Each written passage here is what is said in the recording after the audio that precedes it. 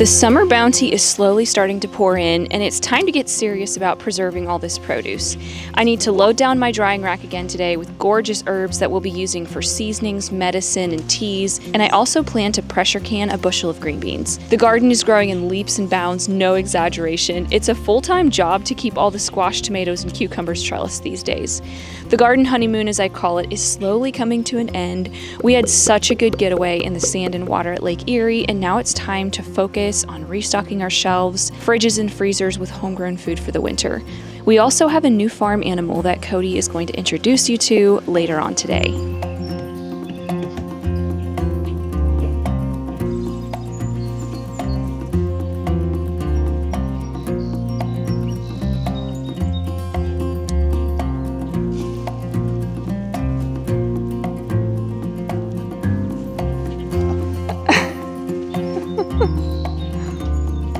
Today is a big harvest and preserve day. I harvested a whole bunch of herbs this morning, some salad greens, some squash, and I have a whole bunch of green beans that I want to pressure can. I have in the past blanched and frozen green beans. That's my personal favorite way of preserving them and consuming them. But Cody really likes his good old canned green beans. So I'm going to pressure can these today. I'm also going to get all these herbs onto drying racks. And if I have time, I might make some zucchini brownies. I don't know if I'll have time for that. And no, this is not zucchini. This is summer squash, but I use it just like I would zucchini. This is thyme from my container garden. That's something that's been doing really well, even in the shade. Got lavender, lots of calendula flowers coming in. My echinacea flowers are going absolutely nuts.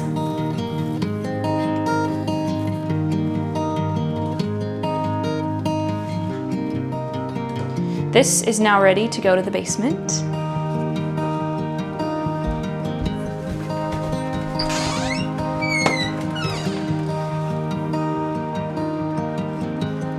Check out all of this chamomile. This chamomile is like all dried out. This is almost ready to put into jars and stick in the cupboard. It might not look like a crazy amount now that it's all shriveled and dried and everything, but this is like a mountain of chamomile. I've never before harvested this much chamomile in a season.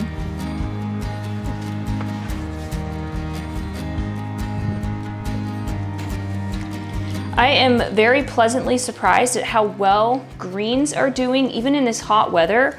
Up here on my porch in my container garden, they're doing so well that I'm thinking of just planting my entire Vigo garden, like the raised bed, full of salad greens. And maybe I can have salad greens in the heat of the summer because they're really doing well. One thing that I realized with my container garden is I think I was not fertilizing enough. I think I overestimated the amount of nutrition that is actually in the soil, like the bagged soil that I got. The very day after I fertilized, everything started growing and greening up. So I think I'm just gonna have to rely more on fertilizer for my container garden, which is really something that I'm not used to, but I think it's just part of it. Now it's time to rally the kids, get everybody together out on the porch to quickly snap these green beans. Green beans take quite a bit of time. They're labor intensive to get ready to can, but with so many hands around here, it makes light work.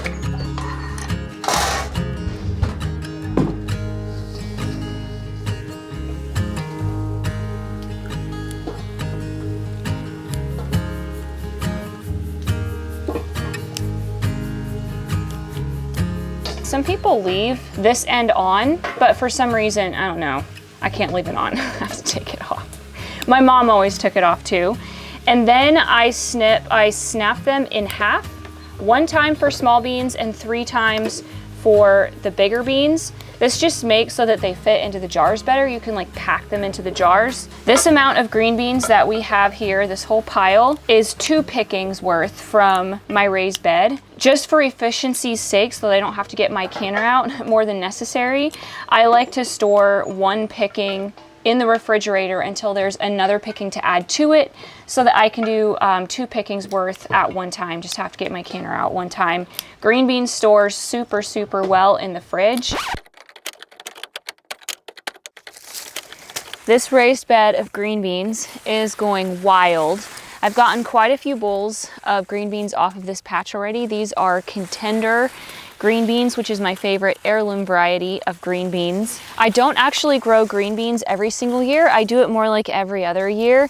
I just think that broccoli is so much easier here in Ohio because it's cool and wet in the spring. I personally think that broccoli is a lot less time consuming to harvest and preserve than green beans. I try to do enough green beans every other year to last me for 2 years. We used to do green beans for farmers market and I would pick like 50 pounds at a time. And so I have some PTSD with green beans. In my growing up years, we ate food that was on the canning shelf for 2 years.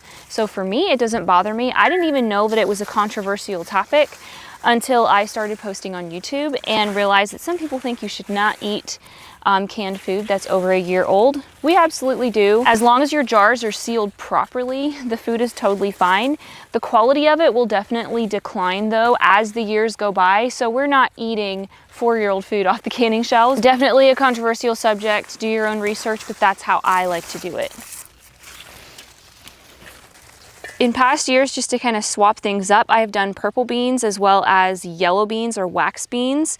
And I really, really love picking them because they stand out so well from the plant, but I find that they're more mushy when they're canned up, and I hate mushy green beans. I already don't love canned green beans, but Cody does. So when it comes to varieties, I really like just the good old green beans. If this bed of green beans doesn't end up being enough for 2 years worth of beans for us, and then I will just do a succession planting. When we were doing farmers market before, I would do a succession planting of green beans every 2 weeks from first of spring until summer. And so we were getting like continual fresh green beans for farmers market. Green beans are one of those things you can plant over and over again if you have a long growing season like we do. So if this doesn't end up being enough, I'll just do another planting.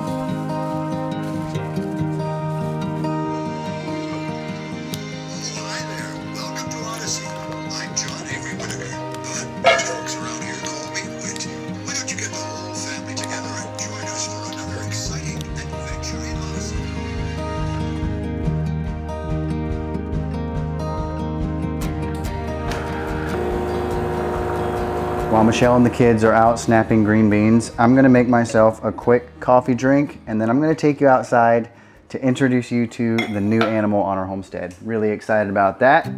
This is a special drink that I came up with myself. It's made with the chocolate caramel element. I don't use a whole pack in here because it gets really salty for a coffee drink, but part of a pack. Element is an electrolyte drink mix with a science-backed ratio of sodium, potassium, and magnesium. And what I like about using this chocolate caramel flavor in an iced coffee is it gives the iced coffee a really good flavor, and I'm still able to have my iced coffee but get some minerals in while I'm doing it. The other thing that I add into this drink is some collagen. Not a full scoop because again, that just alters the flavor of my iced coffee too much, but about 1/3 of a scoop is what I do. So this is a really packed coffee drink.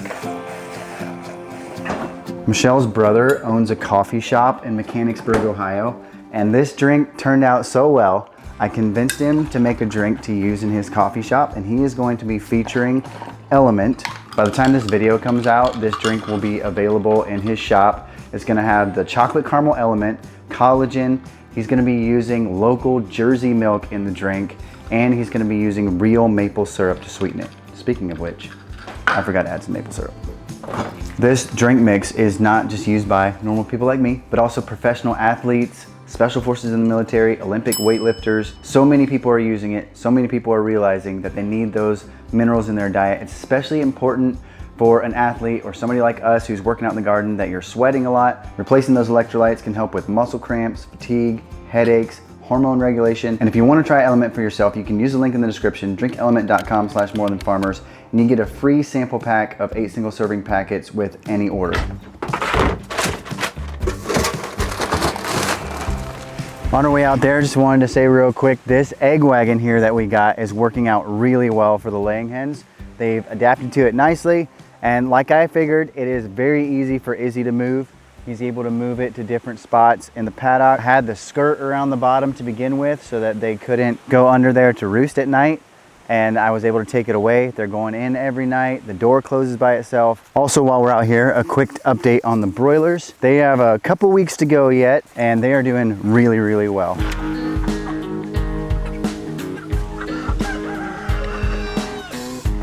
Okay, now to the back pasture to see the new animal.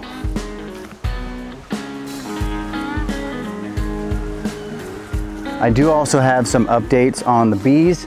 Maybe we'll stop back there on our way back from the back pasture. When we got our miniature Herefords a few months ago, we got a mama cow, Junie, and the heifer, which is Poppy, and then the little bull calf named Waffles.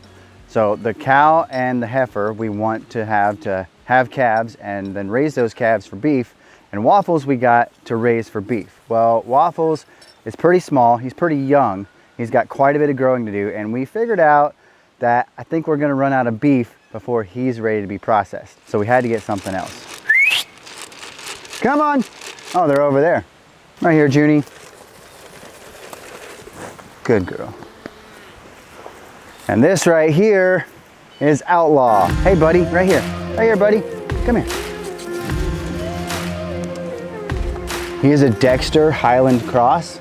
So he gets the black from the Dexter and then that Highland fuzzy hair. It was the easiest loading onto a trailer that I have ever done. They just had a halter on him, loaded him right on there. I got him a little skinnier than I would have wanted, but he was in a situation where the mama cow was pushing him away from the feed and he wasn't able to eat enough. So I got him out here on the grass and he's already fattening up a little bit. Waffles, you want some? Come here, Waffles. There you go, buddy. There you go, it's okay. The flies are so bad right now. I've been putting fly traps out, but it hasn't been keeping up.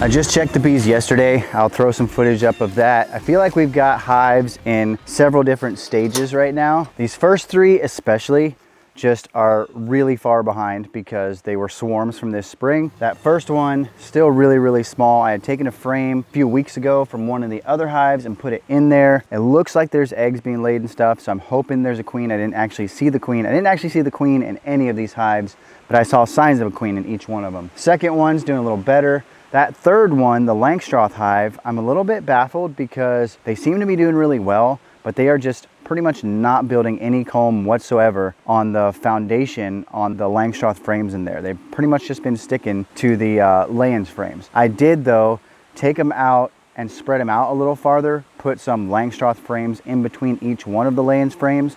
So hopefully they'll start building on those a little bit more. And then the three yellow hives there are definitely doing a lot better. They're pretty strong. None of them though are ready to harvest any honey, which is super disappointing. I thought we'd have some honey by now. The last yellow hive does have a couple frames that are really close to being full. So I'm gonna check them in about a week or so. And I'm really hoping that I can get some honey from that one then. All right, I'm guessing that Michelle is for sure waiting on us by now to continue with the green beans. So let's get back up to the house.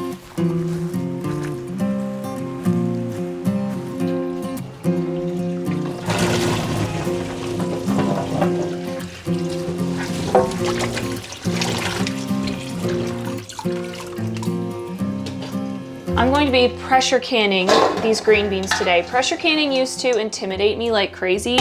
I actually think last year was the first time I really used my pressure canner. If pressure canning is something that really intimidates you, be comforted in knowing that the pressure canners of today are very different than the pressure canners of that your grandma had. I had friends who were like, oh, my grandma died because she got, you know, blown up by a pressure canner.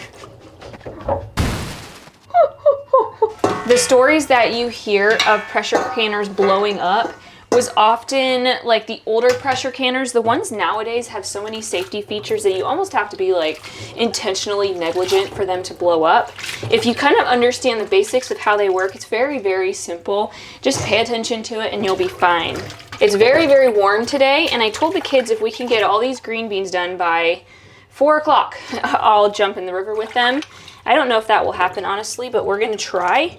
And Cody got an extension cord for me so that I can put my pressure canner outside, because our tiny little house heats up so fast with any kind of canning, and it's just like a sauna in here, and I kind of lose my mind over it. So today we're gonna be pressure canning outside. I know where there's a bunch of them, but you gotta go outside.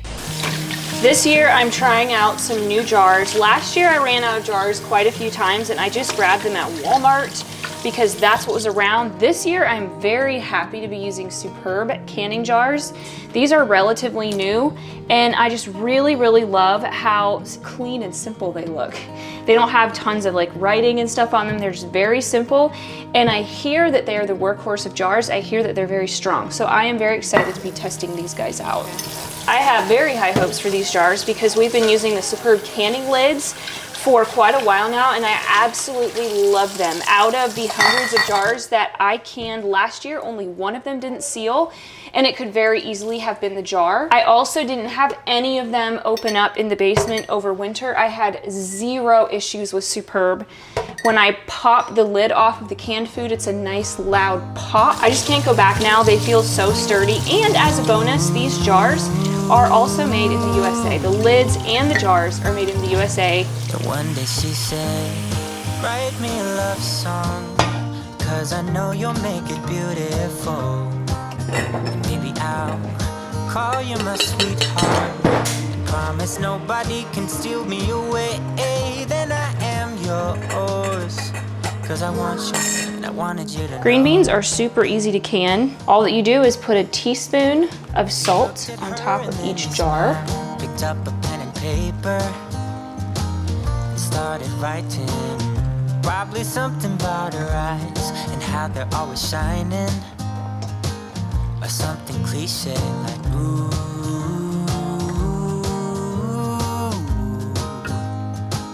Baby, I only want you. And then tighten them finger light, as Sarah Thrush would say. That does not feel tight enough, but it's what she said. Got our dusty burner out of the basement. We have to have a separate burner for the pressure canner because we have a glass top stove. Michelle is comfortable doing water bath canning on the glass top stove. Even some people won't do that, but she's comfortable with that. I'm fine with it. But for a pressure canner, we definitely wanted something separate. This is a cast iron burner. Just got it off Amazon, I think, a long time ago, and it works really well.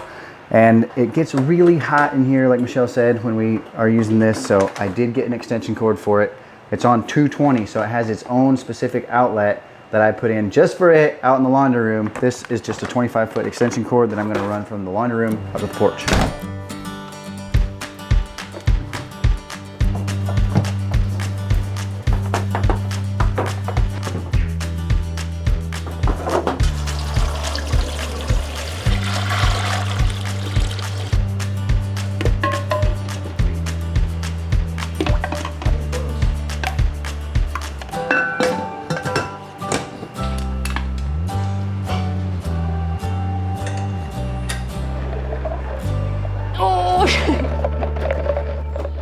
I'm gonna pressure can these green beans at 10 pounds of pressure for 25 minutes. Do the research for your elevation, all the things, figure it out for you and your canner. This is what I do here.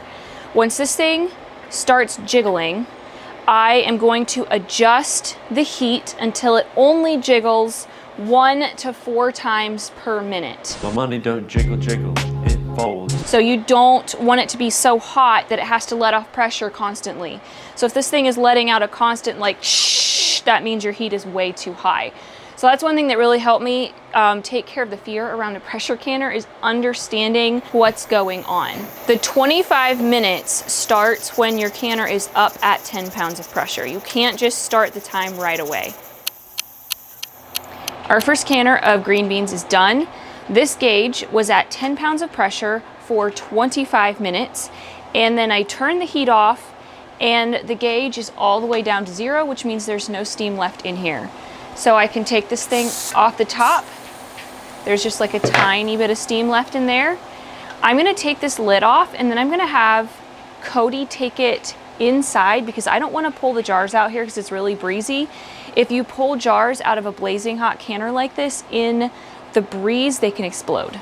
I've had it happen before.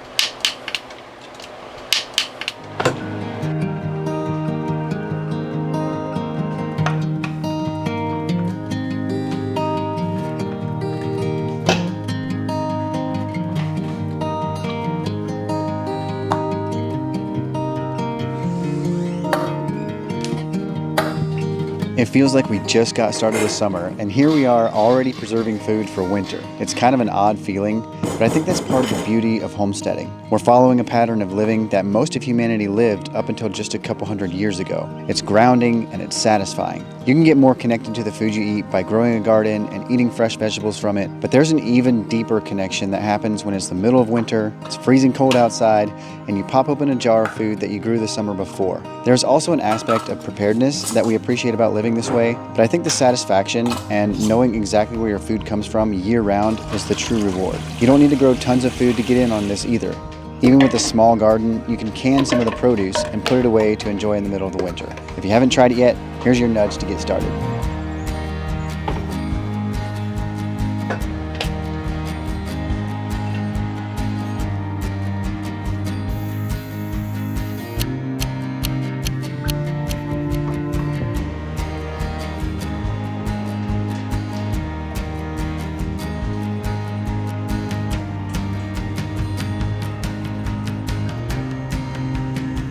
I have about one more quart here of green beans, and I'm not going to do a full pressure canner just for 1 quart. So I'm going to put these into the fridge and we'll have these for dinner tonight.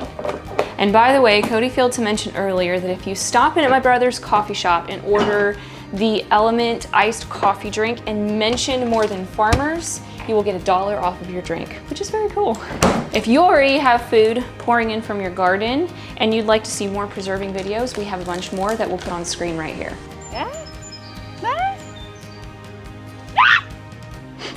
It's just a bumblebee.